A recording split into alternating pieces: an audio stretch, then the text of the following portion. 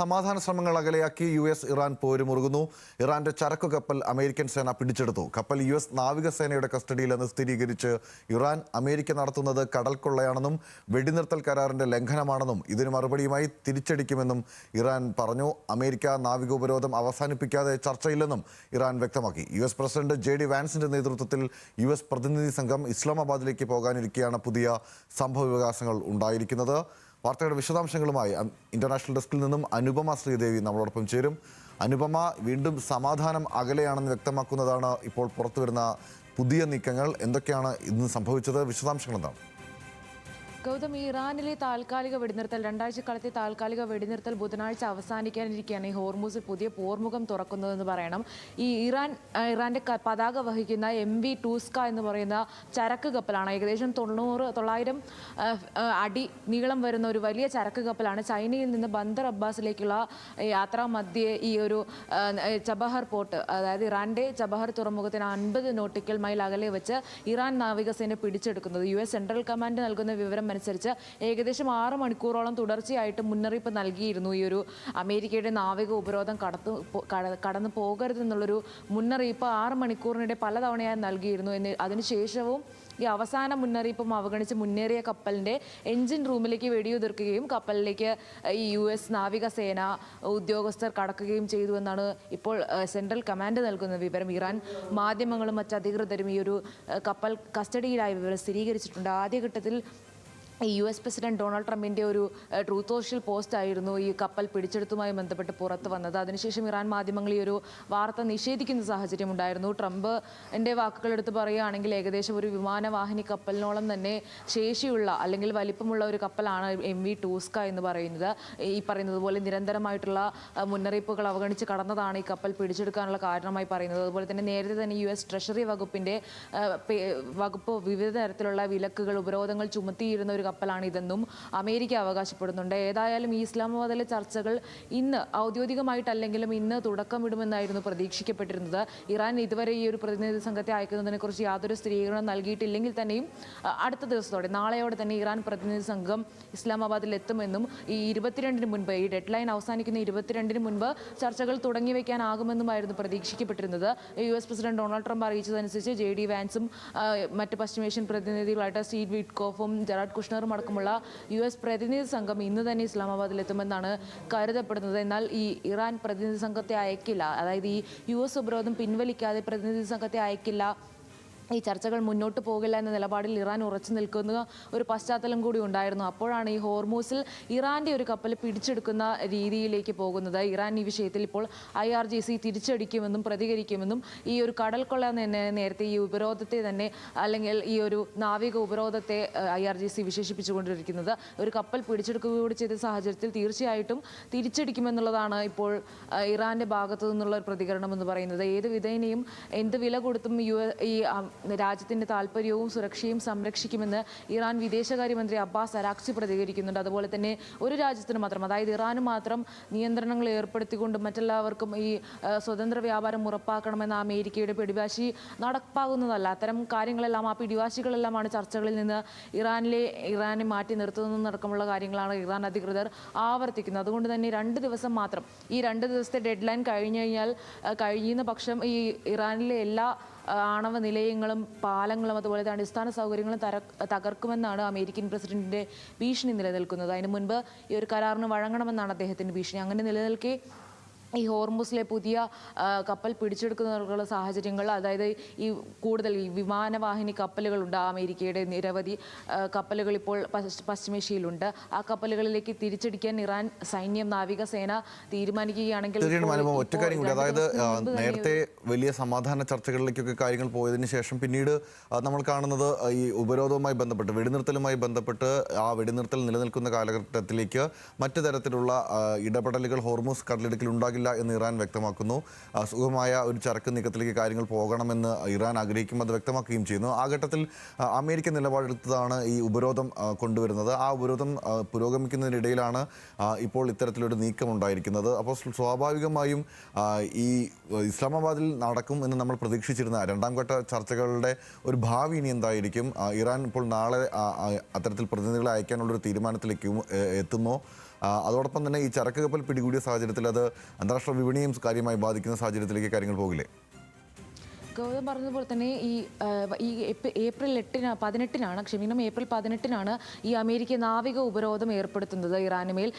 അതിൻ്റെ ഒരു കാരണമായി പറയുന്നത് ഈ ഒരു താൽക്കാലിക വെടിനിർത്തൽ വന്നതിന് ശേഷവും ഈ ഹോർമൂസിലെ നിയന്ത്രണങ്ങളിൽ ഇറാൻ ഇളവ് നൽകിയില്ല എന്നുള്ള ഒരു കാരണം പറഞ്ഞുകൊണ്ടായിരുന്നു ഈ നാവിക ഉപരോധത്തിലേക്ക് അമേരിക്ക കടന്നത്.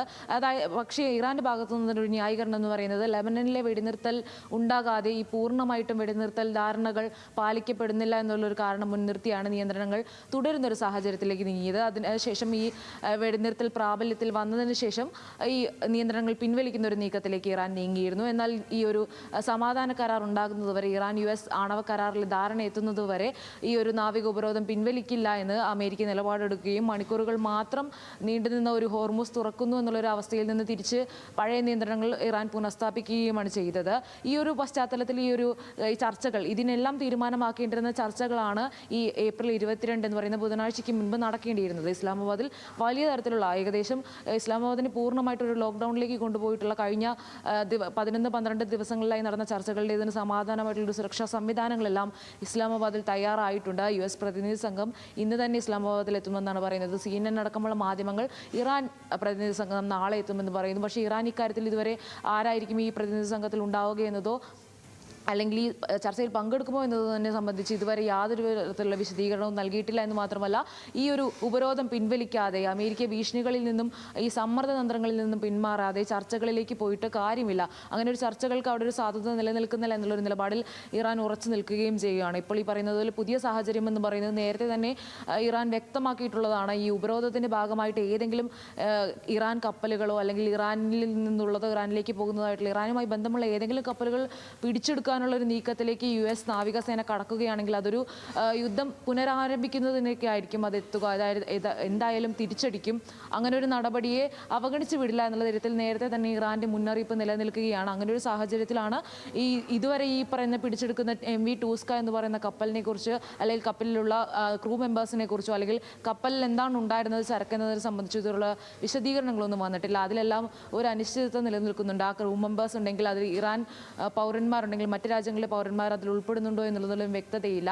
അതുകൊണ്ട് തന്നെ പല കാര്യങ്ങളിലും ഈ കപ്പൽ പിടിച്ചെടുത്തതുമായി ബന്ധപ്പെട്ട പല കാര്യങ്ങളിലും വ്യക്തത വരേണ്ടതുണ്ട്. അതെല്ലാം ഒറ്റ കാര്യം കൂടി, അതായത് ഇതിനിടയിൽ നമുക്കറിയാം കഴിഞ്ഞ ദിവസങ്ങളിലൊക്കെ തന്നെ ഈ ചരക്ക് നീക്കവുമായി ബന്ധപ്പെട്ട് വലിയ തരത്തിലുള്ള ആശങ്കകൾ നിലനിൽക്കുന്ന ഒരു സാഹചര്യം ഉണ്ടായിരുന്നു. പല രാജ്യങ്ങളിലേക്കുള്ള ചരക്കുമായി പോകുന്ന കപ്പലുകൾ ഒമാൻ ഗൾഫിൽ ഉൾപ്പെടെ നങ്കൂരമിട്ടിരിക്കുന്ന ഒരു സാഹചര്യമുണ്ട്. അപ്പോൾ ഈ തിരിച്ചടിയിലേക്ക് കടക്കാനുള്ള ഇറാൻ തീരുമാനത്തിലേക്ക് പോയാൽ അത്തരത്തിൽ ഇപ്പോൾ ഹോർമൂസിൽ നിന്നും അതോടൊപ്പം തന്നെ അതിനോടനുബന്ധിച്ചുള്ള മറ്റ് കടലുകളിലും നങ്കൂരമിട്ടിരിക്കുന്ന മറ്റ് രാജ്യങ്ങളിലെ ചരക്ക് കപ്പലുകൾ ഉൾപ്പെടെയുള്ള കപ്പലുകളുണ്ട്. അപ്പോൾ അവരുടെ പ്രവർത്തനവും അവരുടെ സുരക്ഷയും സംബന്ധിച്ചുള്ള ഒരു ആശങ്ക കൂടി ഇപ്പോൾ ഈ ഘട്ടത്തിൽ ഉടലെടുക്കുന്നില്ലേ?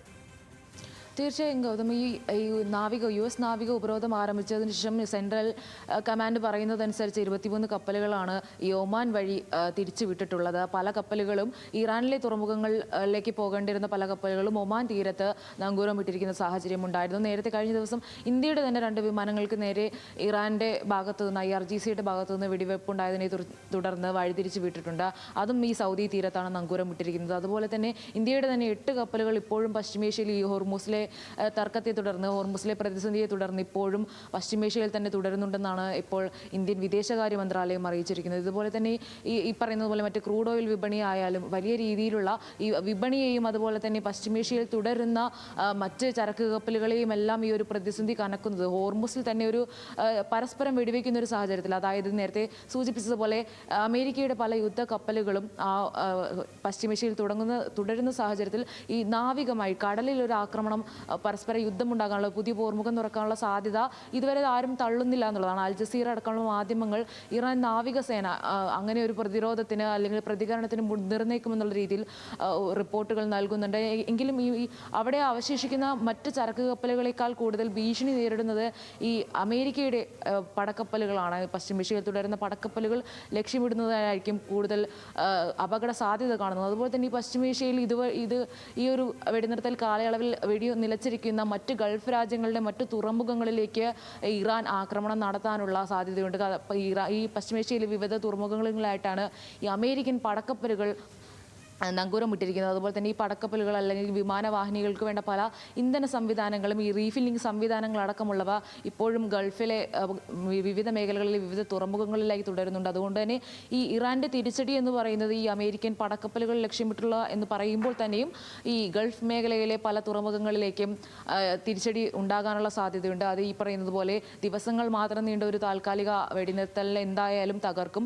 അതോടെ നേരത്തെ പറഞ്ഞതുപോലെ തന്നെ ഇസ്ലാമാബാദിലെ തുടർ ചർച്ചകൾക്ക് ഇപ്പോൾ പ്രതിനിധി സംഘത്തെ അയക്കുമോ എന്നുള്ളതിൽ തന്നെ അനിശ്ചിതത്വം നിലനിൽക്കെ എന്തായാലും ഈ തുടർന്നുള്ള ചർച്ചകളെ തീർച്ചയായിട്ടും ആ ഒരു ചർച്ചകളെ പരാജയപ്പെടുത്തുന്ന സാഹചര്യത്തിലേക്ക് കൊണ്ടുപോകാനുള്ള സാധ്യതയുമുണ്ട്. അതിനു മുൻപ് ഈ പറയുന്നത് പോലെ വെറും 2 ദിവസമാണ് ഇതെല്ലാം പരിഹരിക്കപ്പെടുന്നതിനുള്ള ഒരു സാധ്യത നിലനിൽക്കുന്നതെന്നുള്ളതും എന്നാൽ ഇരുപക്ഷവും ഒരു വിട്ടുവീഴ്ചയ്ക്ക് തയ്യാറാകുന്നില്ല എന്നുള്ളതുമാണ് ഇപ്പോഴത്തെ ആശങ്കകൾ വർദ്ധിപ്പിക്കുന്നത്. ഗൗതം, ശരി, തീർച്ചയായിട്ടും വിശദമായ വിവരങ്ങളാണ് അനുപമ പങ്കുവച്ചത്. എന്തായാലും ഹോർമുസിലെ പ്രതിസന്ധി അത് മറ്റേ രീതിയിലേക്ക് കൂടി മാറുകയാണ്. ഏറ്റവും ഒടുവിലായി ഇറാന്റെ ചരക്ക് കപ്പൽ അമേരിക്ക പിടിച്ചെടുത്തിരിക്കുന്നു.